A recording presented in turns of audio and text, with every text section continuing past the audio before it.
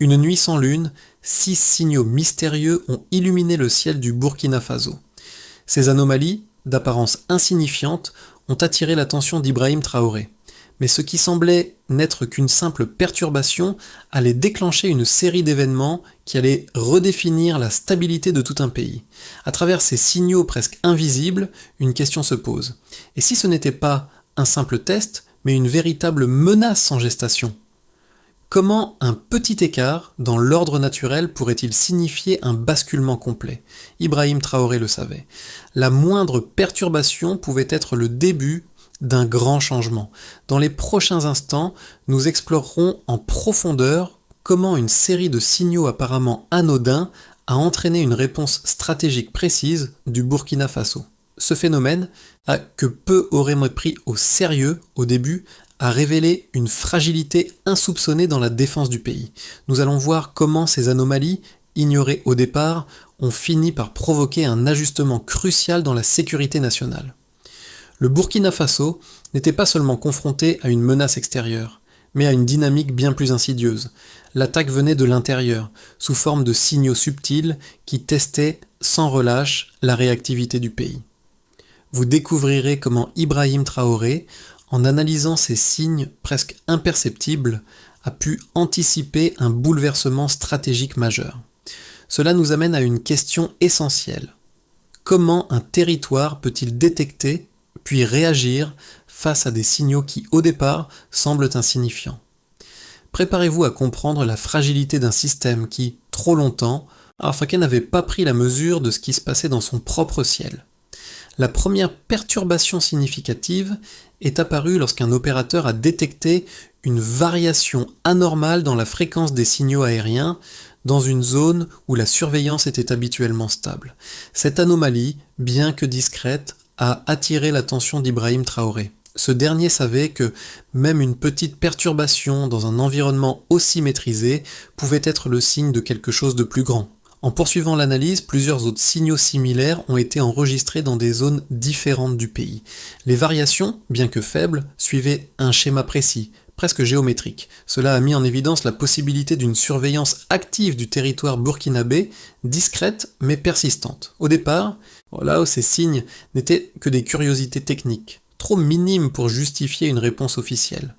Cependant, les opérateurs des avant-postes, en rassemblant leurs observations, ont commencé à apercevoir un motif récurrent. Les perturbations se produisaient toujours dans des zones stratégiques, routes d'approvisionnement, points de surveillance et couloirs de passage. Les signaux ne semblaient pas avoir de causes naturelles évidentes. Plus l'analyse avançait, plus il devenait clair que ces anomalies ne faisaient pas simplement partie de la norme. Elles représentaient quelque chose de plus profond, un test systématique de la vulnérabilité du Burkina Faso. Ibrahim Traoré a immédiatement perçu que ce phénomène, bien que discret, pourrait marquer le début d'une escalade. L'infiltration ne se produisait pas de manière spectaculaire, mais avec une précision lente et méthodique. La réponse de l'État, jusqu'à ce moment-là, avait été insuffisante face à cette menace grandissante. Ibrahim Traoré, en tant que leader de la défense nationale, était confronté à une situation inédite. Les signaux enregistrés par les opérateurs de terrain étaient devenus de plus en plus évidents, mais il manquait encore de preuves tangibles pour justifier une réaction immédiate. Cependant, l'intuition de Traoré, nourrie par ses années d'expérience sur le terrain, lui indiquait que la menace n'était pas seulement en dehors du pays, mais qu'elle s'infiltrait discrètement à travers ses propres systèmes de surveillance. Dans les premiers jours, il hésita. Un soldat posté à Kaya avait noté des mouvements répétés d'un petit aéronef, mais ces anomalies n'étaient pas considérées comme un danger immédiat. Mais l'insistance des rapports venant de différentes régions commençait à faire sens. Un autre opérateur, basé à Waïgouya, décrivit des coupures de fréquences récurrentes semblant suivre un trajet défini, comme si un test était effectué sur la réactivité des équipements. Traoré décida alors de prendre les choses en main. Il comprit rapidement que l'état-major devait voir au-delà des anomalies isolées et considérer le tableau global.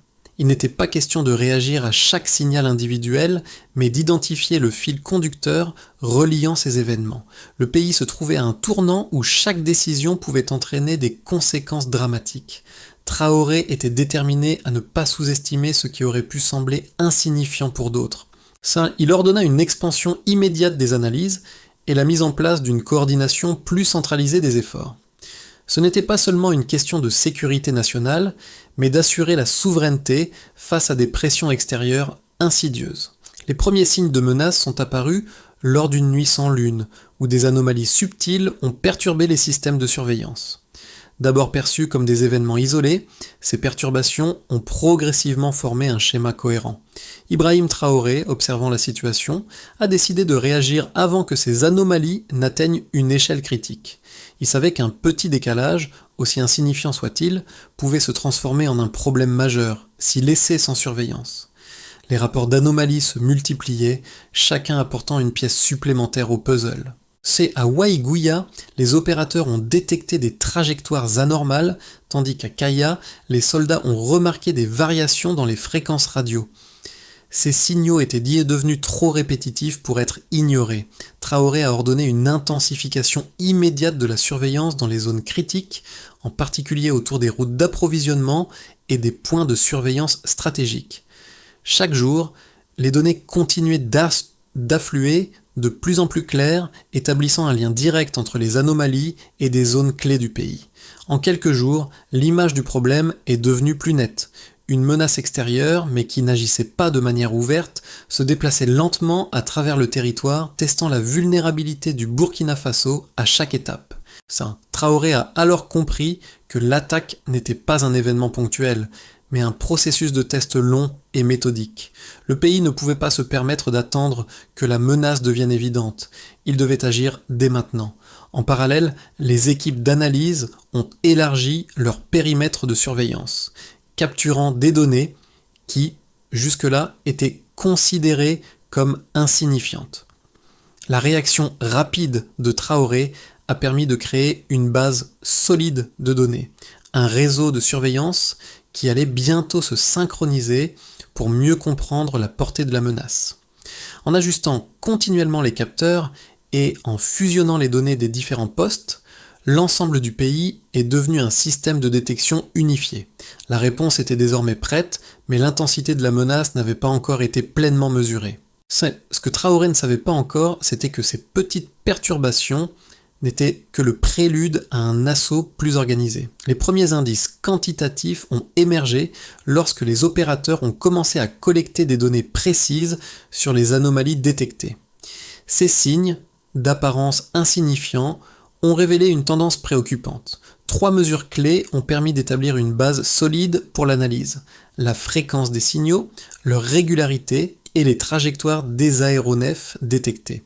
La fréquence des perturbations a d'abord été mesurée à 3 reprises par heure, un chiffre qui, bien que faible, devenait significatif en raison de la répétition constante des événements dans des zones géographiques stratégiques. Les opérateurs de Kaya ont noté que ces signaux se produisaient avec une précision étonnante, toujours dans les mêmes corridors aériens et à des moments similaires. Les données indiquaient qu'il y avait une régularité derrière ces anomalies, ce qui suggérait que ce n'étaient pas des incidents aléatoires, mais un test systématique du système de surveillance burkinabé.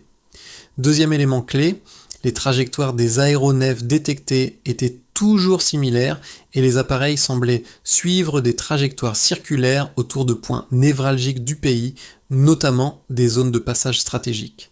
Cette constante répétition a permis de formuler une hypothèse selon laquelle l'adversaire ne faisait pas simplement des tests sporadiques, mais cherchait à évaluer les capacités de réaction du pays. Enfin, la vitesse des appareils a été mesurée avec précision.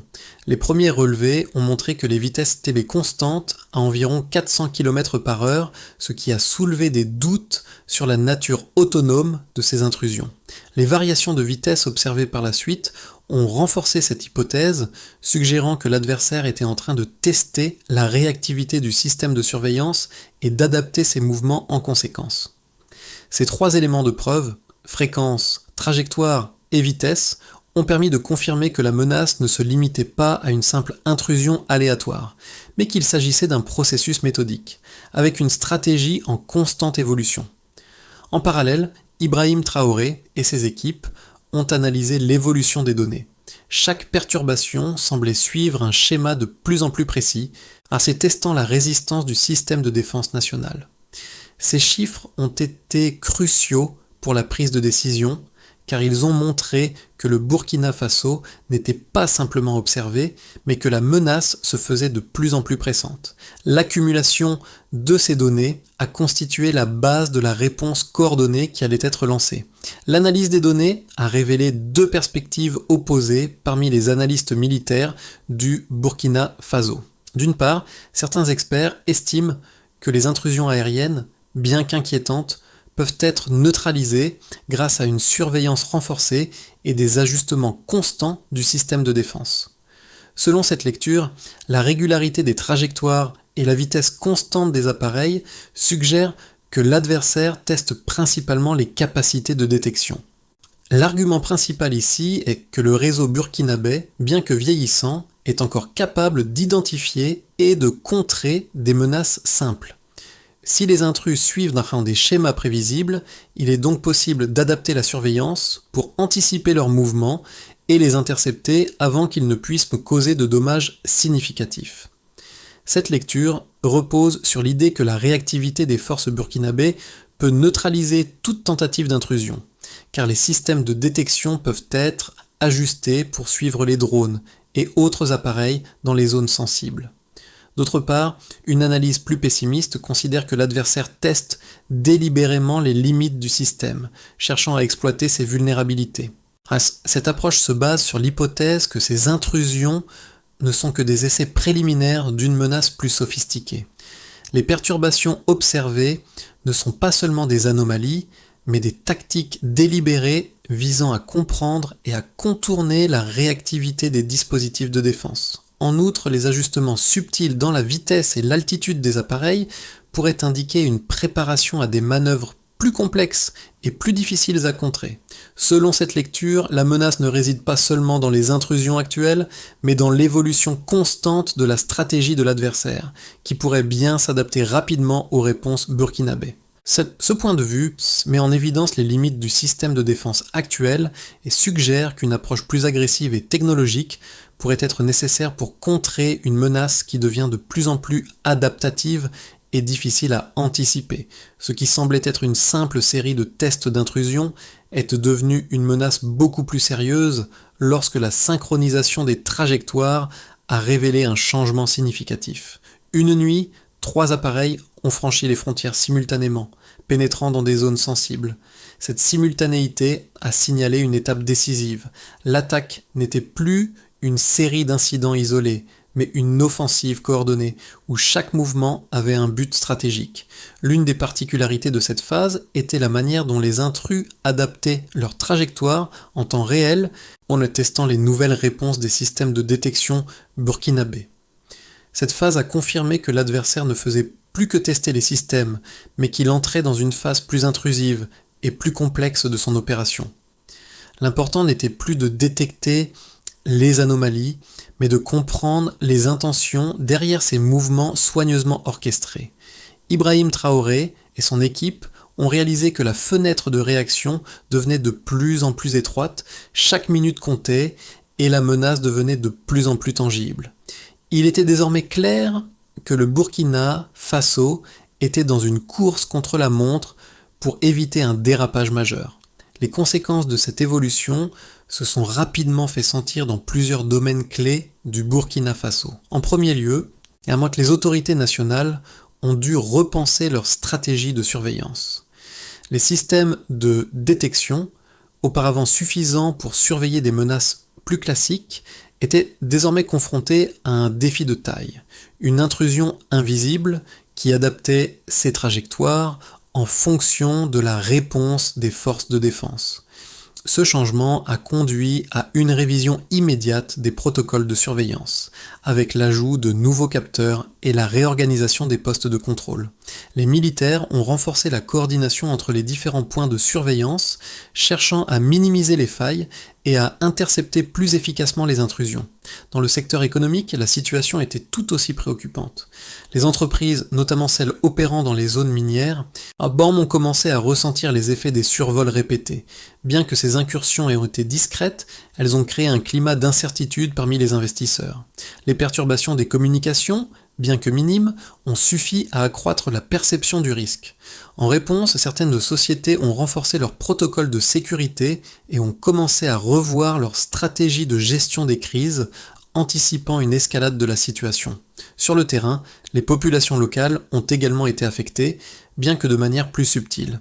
Les habitants des régions rurales, en particulier dans les zones frontalières, ont commencé à signaler des lumières inhabituelles dans le ciel nocturne, augmentant l'anxiété. Les autorités ont alors dû intervenir pour rassurer la population, ça en expliquant que ces phénomènes faisaient partie d'une surveillance renforcée et non d'une menace immédiate. Cependant, cette situation a mis en lumière l'importance de la communication en période de crise, car les rumeurs ont rapidement commencé à se répandre. Enfin, la situation géopolitique du Burkina Faso a été profondément affectée.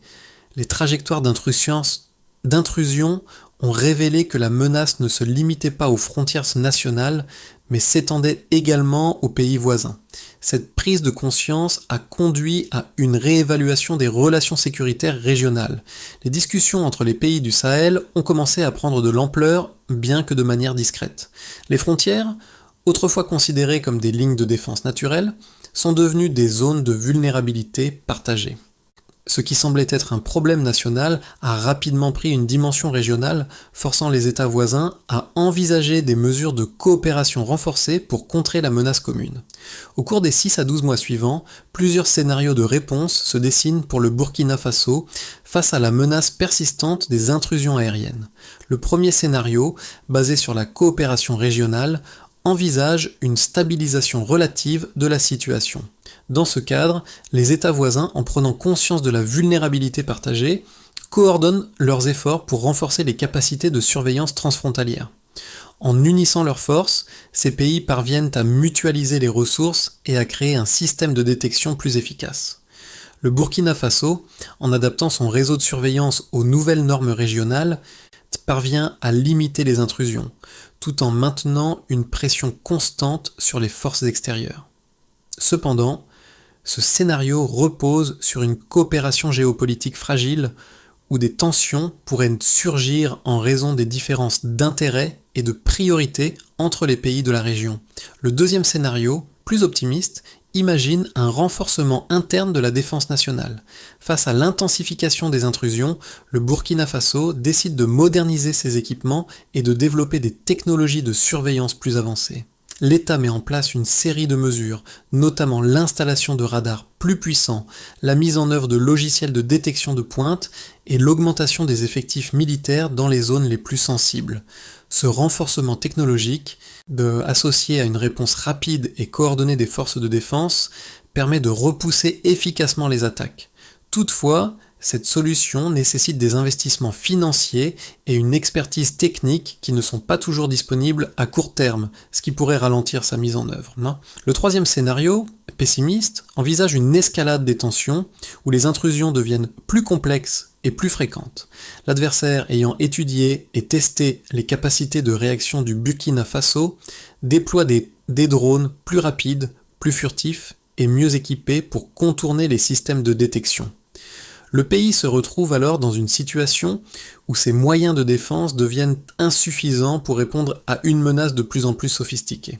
Les autorités burkinabées, face à cette pression accrue, pourraient être contraintes de réévaluer leur stratégie de défense et de chercher des alliés internationaux pour obtenir de l'aide.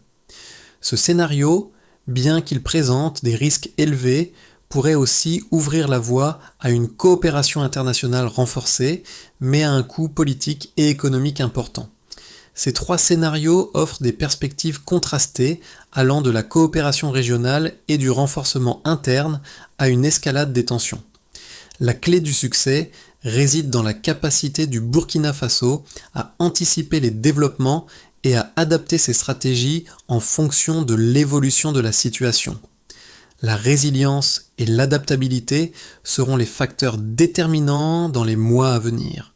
Les répercussions des menaces terriennes sur le Burkina Faso ne se limitent pas aux sphères militaires ou politiques. Elles affectent également les citoyens, en particulier ceux qui vivent dans les zones rurales et frontalières. Pour eux, l'impact ne réside pas uniquement dans les lumières inhabituelles qu'ils aperçoivent dans le ciel nocturne, mais dans la manière dont ces événements bouleversent leur perception de la sécurité et de la stabilité. De nombreuses familles qui n'avaient jamais eu à se soucier de la défense nationale commencent à se demander « Sommes-nous vraiment protégés ?» Cette remise en question de la sécurité touche tous les aspects de la vie quotidienne, des enfants qui n'oseront plus sortir jouer la nuit, aux agriculteurs qui se demandent si leur travail sera interrompu par des intrusions imprévues. Dans les zones urbaines, la situation n'est guère différente. Les rumeurs circulent rapidement, alimentées par les médias sociaux et les informations non vérifiées.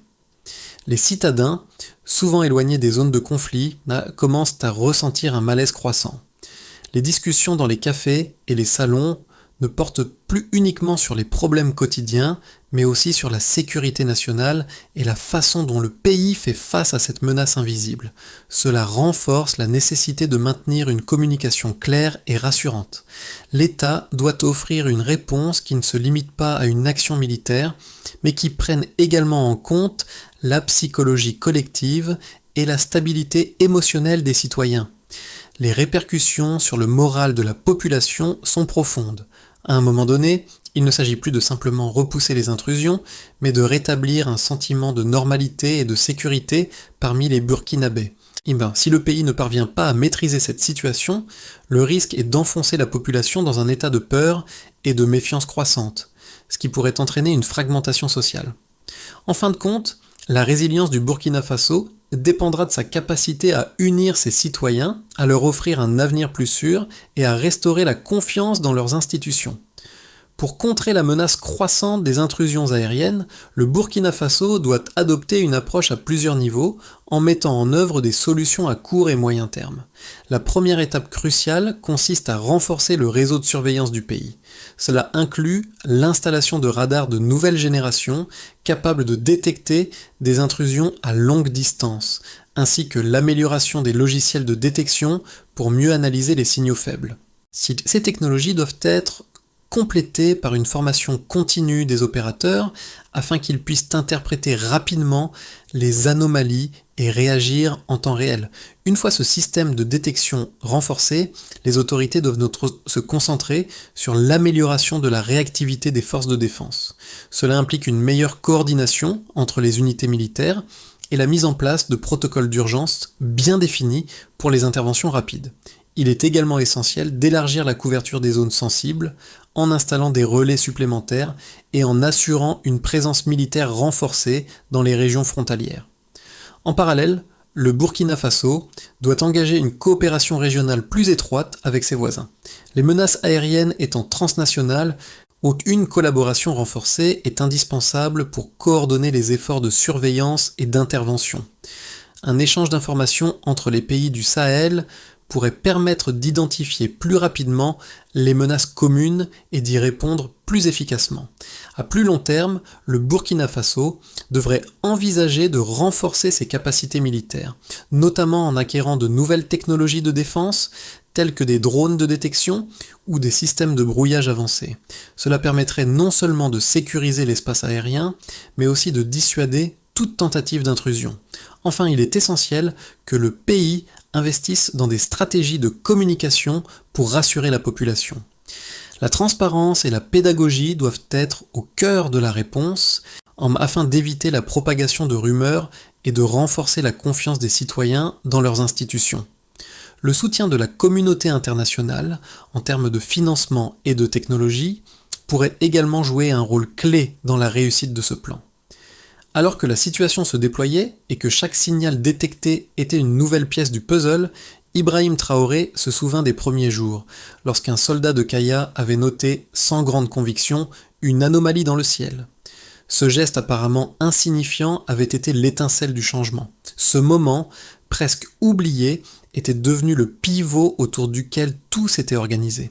Les petites variations, observés un soir après l'autre, était devenu la clé de la réponse du Burkina Faso. Aujourd'hui, se souvenir d'un soldat solitaire ou observant des trajectoires invisibles rappelait l'importance de la vigilance, même face aux signaux les plus faibles. Ce soldat, inconscient de l'ampleur de ses observations, avait involontairement tracé la voie vers une défense nationale plus unifiée et résiliente. Ce moment de réflexion rappela à Traoré que parfois, ce sont les détails les plus discrets qui marquent les tournants majeurs dans l'histoire. Ces signaux invisibles, ces perturbations à peine perceptibles, avaient permis au Burkina Faso de redéfinir sa sécurité. Comme dans ce ciel tranquille, les petites anomalies peuvent être le signe d'une transformation radicale. Le pays était désormais prêt à affronter la tempête, avec une cohésion retrouvée et une résilience forgée dans la discrétion de chaque observation. Le Burkina Faso se trouve à un carrefour crucial de son histoire. La menace est réelle, mais les opportunités de renforcer la souveraineté et la résilience du pays sont tout aussi présentes. En unissant ses forces et en adoptant une approche pragmatique, le pays peut non seulement surmonter cette crise, mais aussi en sortir renforcé. L'avenir de la nation dépend de la capacité de chaque citoyen à comprendre l'importance de chaque action, aussi discrète soit-elle, dans le maintien de la sécurité collective. Que pouvez-vous faire, en tant qu'individu, pour participer à cette transformation? Peut-être commencer par renforcer vos propres connaissances sur les enjeux de sécurité, ou même soutenir les initiatives locales qui visent à éduquer et à préparer les communautés face aux défis à venir. Les petites actions de chacun peuvent avoir un impact immense. Ensemble, nous pouvons assurer un avenir plus sûr et plus stable pour le Burkina Faso. Alors, comment percevez-vous les signes qui annoncent le changement autour de vous? Quelles petites actions pouvez-vous entreprendre pour participer à cette dynamique collective?